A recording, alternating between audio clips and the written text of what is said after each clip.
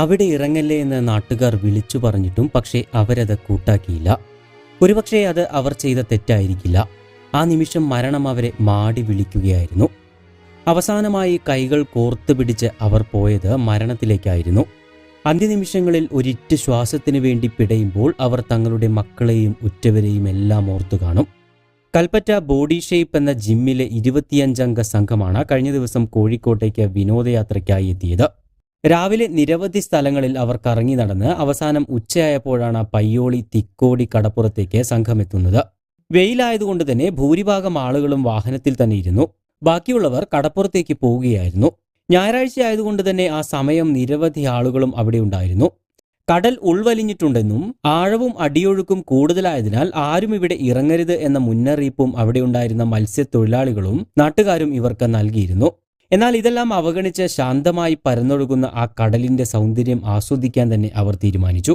തുടർന്ന് ഈ സംഘത്തിലുണ്ടായിരുന്ന 5 പേർ കൈകൾ കോർത്തു പിടിച്ചുകൊണ്ട് കടലിലേക്ക് ഇറങ്ങുകയായിരുന്നു. പുറമെ ശാന്തമാണെങ്കിലും ഏറെ അപകട സാധ്യതകൾ ഒളിഞ്ഞിരിക്കുന്ന കല്ലകത്തെ പാറക്കൂട്ടങ്ങൾ നിറഞ്ഞ ഓളപ്പരപ്പുകളെക്കുറിച്ച് അവർക്ക് അറിയില്ലായിരുന്നു.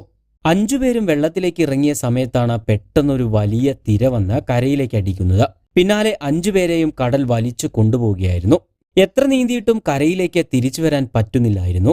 ആഴ്ന്ന കടലിൽ മുങ്ങിപ്പോകുന്നത് പോലെയാണ് അനുഭവപ്പെട്ടത്. കൂടെയുണ്ടായിരുന്നവർ വിളിക്കുന്നത് ഞാൻ കണ്ടിരുന്നു. പക്ഷേ അപ്പോഴേക്കും എന്റെ ബോധം മറഞ്ഞു. ആരോ വന്ന തലയിൽ പിടിച്ചതുകൊണ്ടാണ് എന്നെ കിട്ടിയത്. അപകടത്തിൽ നിന്നും അത്ഭുതകരമായി രക്ഷപ്പെട്ട ജിൻസിയുടെ നെഞ്ചുലയ്ക്കുന്ന വാക്കുകളാണിത്. ഞങ്ങളെല്ലാവരും സാധാരണ കടലിൽ ഇറങ്ങുന്നത് പോലെ തന്നെയാണ് ഇറങ്ങിയത്. കുറച്ച് മുന്നോട്ടിറങ്ങിയപ്പോൾ കുഴപ്പമൊന്നും തോന്നിയില്ല. അപ്പോഴാണ് വലിയ ഒരു തിര വന്നതെന്നും വിതുമ്പിക്കൊണ്ട് ജിൻസി പറയുന്നു.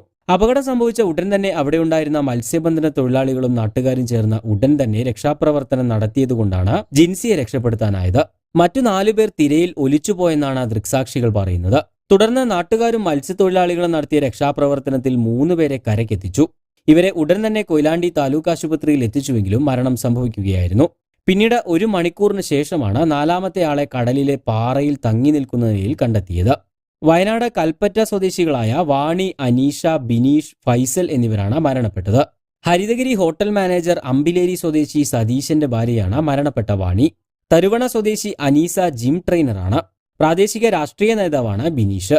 4 പേരുടെയും മൃതദേഹങ്ങൾ പോസ്റ്റ്മോർട്ടം നടപടികൾക്ക് ശേഷം ഇന്ന് വിട്ടു നൽകും.